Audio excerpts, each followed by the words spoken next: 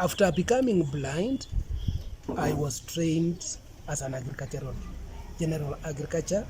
I can do, I can plow, I can plant all type of crops, it's horticulture, and even cereals.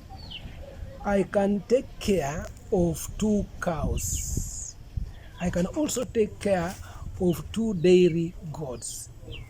I can take care of 100 pigs. I can work in a poultry of 4,000 birds. I can do poultry alone if have all the requirements with me without any support. So I was trained in agriculture, and I have in the agricultural field for about 33 years. And poultry can pay. Let me just say it pays.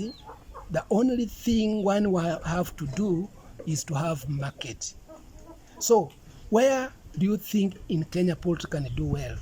Poultry can do well in Western because every function in Western goes with the chicken. Number 2, where we have got a lot of hotels like Nairobi and Mombasa. Now, the birds that can benefit quickly, they are the broilers because they mature with 6 weeks.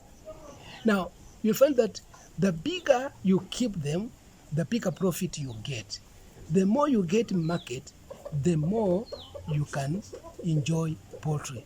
Poultry is more enjoyable, but poultry can disappoint you in a day.